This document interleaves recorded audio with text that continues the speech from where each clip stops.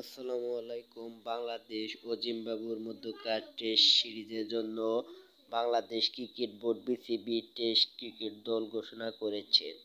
বাংলাদেশ ও জিম্বাবুয়ের মধ্যকার দুইটি টেস্টের জন্য সময়সূচি ইতিমধ্যে প্রকাশ হয়েছে।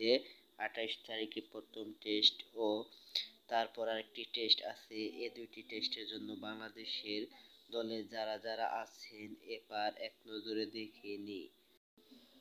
Bangladesh squad for test against Zimbabwe. Nazmul Hossain Shanto captain হিসেবে আছেন।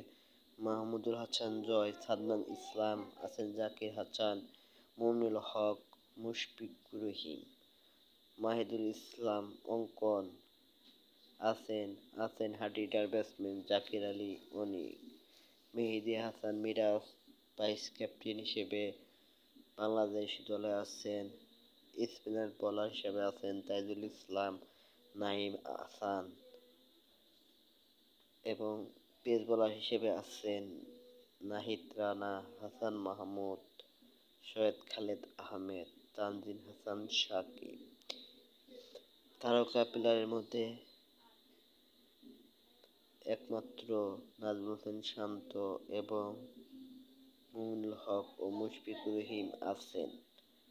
এ স্কোয়াডে লিটন দাস জায়গা হয়নি তৌহিদ হৃদয়ের জায়গা।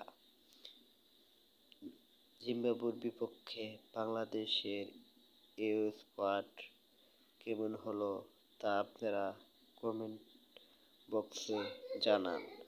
বাংলাদেশের এ স্কোয়াড শক্তিশালী একটি স্কোয়াড জিম্বাবুয়ের বিপক্ষে, কারণ টেস্ট ব্যাটসম্যান মুমিনুল হক, সাদমান ইসলাম, মাহিদুল হাসান, নাজমুল হোসেন, মেহেদী হাসান মিরাজ, জাকির আলী অনিক আছেন তাইজুল ইসলাম ও নাঈম হাসানের মতো বোলার। পেস বোলারে আছেন নাহিদ রানা, তানজিদ হাসান সাকিব।